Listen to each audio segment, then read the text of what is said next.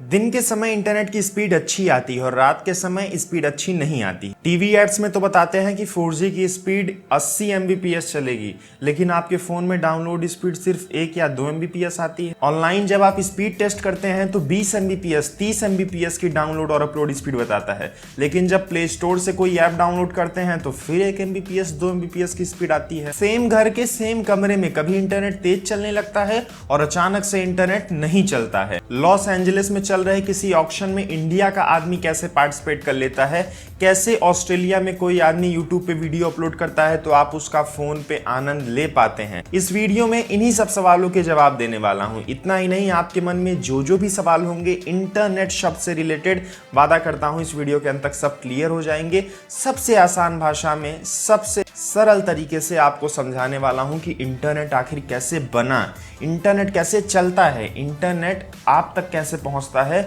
और इंटरनेट आखिर होता क्या है। मैं बेट करता हूं 90% लोग अभी इंटरनेट पूरा सच जानते ही नहीं, तो इंतजार किस बात का, आइए शुरू करते हैं। आगे बढ़ने से पहले दोस्तों इस वीडियो को लाइक करें और अपने इस चैनल हिंदुस्तानी हेल्पर को सब्सक्राइब करके बेल आइकन प्रेस कर लें ताकि आप इंफॉर्मेशनल वीडियोस देखते रहें। और मुझसे पर्सनली जुड़ना हो तो डिस्क्रिप्शन में प्रोवाइडेड लिंक से इंस्टाग्राम पर फॉलो करें। हेलो दोस्तों, नमस्कार। मैं प्रवीण माहुलियार इस नई वीडियो में करता हूं आप सभी का स्वागत। इंटरनेट हम सभी के सामने 1960s में आया, जब AR पैनेट यूएस के माध्यम से इसके ऊपर रिसर्च शुरू किया गया। पूरा क्रेडिट जाता है सर रॉबर्ट टी कान और विंडसर्फ। ये दो वो साइंटिस्ट और रिसर्चर्स हैं जिन्होंने इंटरनेट को डिस्कवर किया और उन्हीं की बदौलत हम लोग आज इंटरनेट को इस्तेमाल कर पा रहे हैं। अब इंटरनेट को समझाऊं उसके पहले हम आपके क्लास 3 के कंप्यूटर के डेफिनेशन पे जाते हैं। What is internet? Internet is a set of networks connected to different computers world wide. इसी डेफिनेशन में पूरा मतलब छुपा है दोस्तों। मान लीजिए आपके घर में ये कंप्यूटर है, इस पे आपने कुछ डाटा रखा है। ऐसे ही दुनिया में लाखों कंप्यूटर होंगे, लाखों कंप्यूटर में अलग अलग तरह के डाटा रखा होंगे, चाहे वो डॉक्यूमेंट हो, वो इमेज हो, वो वीडियो हो, वो सॉफ्टवेयर्स हो।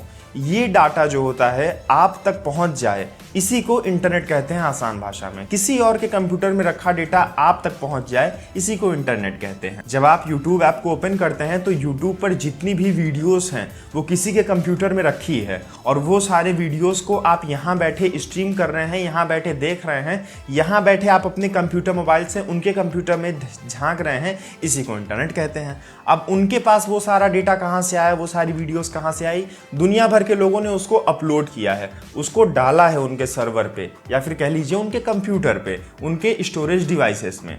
अब वो कोई आम स्टोरेज डिवाइस नहीं होता है। जैसे आपके कंप्यूटर में हार्ड डिस्क होती है, मेमोरी कार्ड होता है, वो कोई आम स्टोरेज डिवाइस नहीं होता है। वो बहुत ही ज़्यादा बड़े बड़े डिवाइसेस होते हैं जो कि काफ़ी हाई स्पीड में आपको एक्सेस करने देते हैं उनके डेटा को, क्योंकि लाखों करोड़ों यूजर्स एक साथ उसको एक्सेस करते हैं तो कहीं सिस्टम क्रैश ना हो जाए, इसलिए उसको बहुत ही ज़्यादा कॉम्प्लेक्स नेचर का या हैवी बनाया जाता है। इसी को हम कहते हैं सर्वर पॉइंट। दुनिया में जितनी भी बड़ी बड़ी वेबसाइट हैं, बड़ी बड़ी कंपनीज हैं, उनका सर्वर होता है और उसी सर्वर से हम डेटा एक्सेस करते हैं इंटरनेट के माध्यम से। यहां तक तो आप समझ गए होंगे कि आखिरकार इंटरनेट होता क्या है। अब हम समझते हैं इंटरनेट काम कैसे करता है, इंटरनेट में स्पीड कैसे आती है, किस हिसाब से आती है। इंटरनेट एक्चुअली कुछ होता ही नहीं, वो सिर्फ और सिर्फ आप कैसे दूसरे के कंप्यूटर तक पहुंचते हैं, इसी का पूरा खेल है। तो काम करने का भी खेल यही है कि आप वहां तक कैसे पहुंचते होंगे। जैसे आप सड़क के माध्यम से कहीं और पहुंच जाते हैं, किसी और शहर में, किसी और लोकेशन में, वैसे ही यहाँ पर भी आपको सड़क चाहिए किसी और के कंप्यूटर में पहुंचने के लिए, पर आप फिजिकली जाएंगे नहीं, आपको डेटा एक्सेस करना है। तो वो सड़क यहाँ पर केबल्स होती हैं, वो सड़क यहाँ पर फिजिकल कनेक्शंस होते हैं और उसी के माध्यम से पूरा डेटा आप तक पहुंचता है। अब वो केबल्स अगर अमेरिका में कोई सर्वर है किसी कंपनी का और आप इंडिया में उसको एक्सेस कर रहे हैं तो वो फिजिकल केबल के ही माध्यम से आता है और वो केबल समुद्र में बिछी होती हैं। और आज नहीं, आज से कई दशक पहले से वो केबल्स बिछाई जा रही हैं और अभी भी बिछाई जा रही हैं। 3 तरह की कंपनीज होती हैं, tyre 1, tyre 2, tyre 3। Tyre 1 company से केबल बिछाती हैं ताकि एक कंट्री से दूसरे कंट्री तक एक्सेस किया जा सके। मान लीजिए इंडिया में केबल मुंबई से बिछाई गई है और वहां पर वॉशिंगटन DC तक केबल ये पहुंची है, तो ये टायर 1 कंपनी का काम होता है। फिर दूसरे नंबर पे वो कंपनी आती हैं जो कि मुंबई से आपके शहर में, प्रयागराज में रहता हूं तो प्रयागराज शहर तक उस केबल को पहुंचाती है ताकि यहां तक डेटा आ सके। और फिर टायर 3 कंपनी वो होती हैं जो प्रयागराज में आए हुए केबल या डेटा को एयर कर देंगे, टावर्स के माध्यम से सेलुलर नेटवर्क्स में फैला देंगे और उसको मैं अपने फ़ोन में एक्सेस कर पाऊंगा। यही आसान तरीका है इंटरनेट चलाने का। तो यहाँ पर केवल डेटा आ रहा है और आप उसको यूज़ कर रहे हैं। इंटरनेट ना बनाया जाता है, ना रॉ मटेरियल वो होता है इंटरनेट का, ना कोई प्रोडक्शन होता है, वो सिंपली एक कनेक्शन होता है और उसी कनेक्शन को बैठाने के लिए कंपनीज इन्वेस्टमेंट करती हैं। समुद्र में जो केबल बिछाई जाती हैं उनमें बहुत हैवी मेंटेनेंस की ज़रूरत होती है, उसको इंस्टॉल करने में पैसा लगता है, टावर बिछाने में पैसा लगता है। तो वो कंपनी एक बार इन्वेस्टमेंट करती हैं और फिर टाइम टू टाइम आपसे पैसा लेती रहती हैं। जैसे कोई मूवी बनती है और आपसे टिकट का पैसा लेती है, वैसे ही यहाँ पर एक बार इन्वेस्टमेंट हो जाता है और आपसे पर जीबी कॉस्ट लिया जाता है। उन केबल्स के बारे में बताऊं तो वो फाइबर ऑप्टिक्स केबल होती हैं, आम केबल नहीं होती हैं, वो ग्लास की बनी होती हैं, ग्लास फाइबर की, ताकि उसमें से 100 जीबी डेटा चला जा सके। रेशे के बराबर एक वायर होती है जिसमें से 100 जीबी डेटा जाती है और ऐसे हजारों केबल्स को एक साथ बैठाया जाता है ताकि हैवी अमाउंट ऑफ डेटा एक साथ आप तक पहुंचाया जा सके। तो अब आप समझ गए होंगे कि इंटरनेट बैक एंड में कैसे काम करता है। अब बात करते हैं इंटरनेट फ्रंट एंड में कैसे काम करता है, मतलब कि आप अपने मोबाइल में इंटरनेट कैसे यूज करते हैं। अगर आप किसी ऑनलाइन वेबसाइट पे जाते हैं तो वेबसाइट का जो कंटेंट होगा, चाहे वो टेक्स्ट हो, चाहे वहाँ पर कोई इमेज हो, वो कुछ ना कुछ साइज का होगा, डेटा का होगा। हो सकता है 5 KB, 10 KB, 50 KB, 100 KB। अब वहीं पर आप कोई इमेज को डाउनलोड करते हैं तो वो कोई 2-3 MB की होती है, गाना सुनते हैं तो 10-20 MB का होता है, वीडियो देखते हैं तो 100-200 MB का होता है, मूवी देखते हैं तो 1-2 GB का होता है। तो जितना अमाउंट ऑफ वो डेटा है, जितना उसकी साइज होगी जो कि ऑनलाइन लिस्टेड है, चाहे वो यूट्यूब पे हो, अमेजॉन पे हो, कहीं किसी भी वेबसाइट पे हो, तो फिर दोस्तों उतना ही डेटा आपका कंज्यूम होगा आपको अगर वो एक्सेस करना है किसी और के सर्वर से।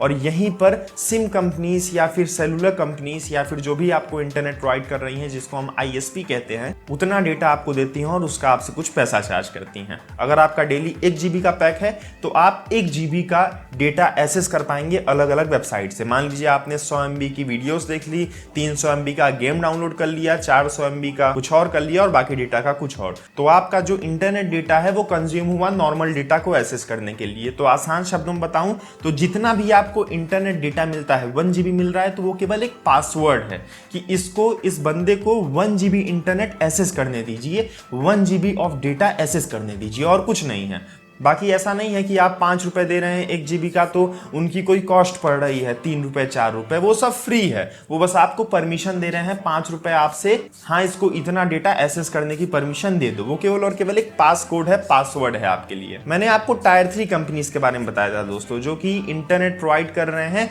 टावर्स के माध्यम से। मेरे एरिया में एक टावर होगा और उस टावर में मान लीजिए जियो का नेटवर्क आ रहा होगा, मेरे फोन में जियो का सिम है और इस एरिया में हजारों लोगों के पास जियो का सिम है। तो अगर वो वहां पर 100 Mbps डेटा रिलीज कर रहा है, 100 Mbps के हिसाब से डेटा आ रहा है, तो मेरे यहाँ पर जितने लोग यूज कर रहे हैं उन सब में वो डिस्ट्रीब्यूट हो जाएगा और डिस्ट्रीब्यूट होने के बाद मेरे में जितनी स्पीड मिलेगी उतना ही बचेगा। अब अगर ज्यादा लोग एक टाइम पे यूज कर रहे हैं तो मेरे में स्पीड कम आएगी क्योंकि कम मिलेगा, और अगर कम लोग यूज कर रहे हैं तो मेरे में स्पीड ज्यादा आएगी। रात के समय ज्यादातर लोग सोते हैं इसलिए आपको स्पीड अच्छी मिलती है, दिन में सब लोग इंटरनेट चलाते हैं, कुछ डाउनलोड पे लगा देते हैं, इसलिए आपको स्पीड खराब मिलती है। इतना तो आप समझ गए, लेकिन ये MBPS क्या होता है ये मैं आपको समझाता हूं।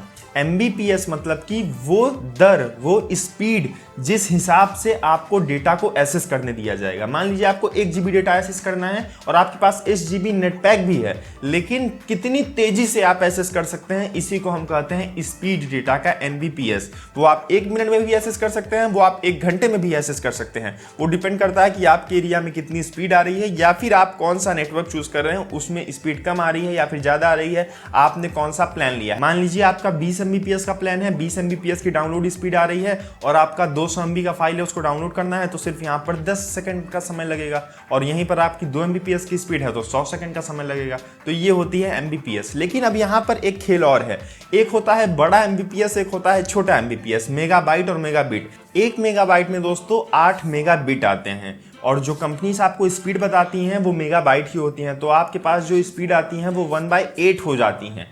तो जितनी आपको स्पीड बताई जाएगी उसका 1/8 ही आपको डाउनलोड स्पीड में मिलेगा, क्योंकि वो जो बताएंगे वो मेगाबाइट में होगा और आपको जो मिलेगा वो मेगाबिट में होगा। तो अगर आपका 80 MBPS का 4G स्पीड बताया जा रहा है दुनिया भर में, तो फिर आपको वो 10 MBPS का ही मिलेगा, मतलब कि 10 MBPS की डाउनलोड स्पीड आएगी। लेकिन आप कहेंगे कि प्रवीण यार 10 MBPS की भी नहीं आती है, तो वो इसलिए क्योंकि आपके एरिया में बहुत लोग होंगे, टावर्स में कुछ प्रॉब्लम होगी, कनेक्शंस कहीं वीक होंगे, ऐसी जो मैनुअल मिस्टेक्स होती हैं उसकी वजह से आपकी स्पीड कम आती है। बाकी अगर आप ब्रॉडबैंड कनेक्शन लेने वहां पर 80 Mbps का प्लान लेते हैं तो आपको पक्का है कि 8-10 Mbps की डाउनलोड स्पीड मिल जाती है, उससे ज़्यादा नहीं मिलेगी दोस्तों। कह सकते हैं कंपनीज ऐसा माइंड गेम खेलने के लिए करती हैं कि आपको ज़्यादा स्पीड बता के कम स्पीड देती हैं, लेकिन वहां पर पूरा अंतर बाइट और बिट का। यही पूरा इंटरनेट का खेल है दोस्तों। आप इंटरनेट के बारे में 90% से ऊपर चीज़ें समझ गए होंगे, बाकी जो 10% चीज़ें हैं वो और ज़्यादा कॉम्प्लेक्स हैं, क्रिटिकल हैं, वो मैं आपको आगे किसी वीडियो में समझा दूंगा। आपको अभी एक और टर्म के बारे में जानना है, वो है www। इसे कहते हैं URL लोकेटर।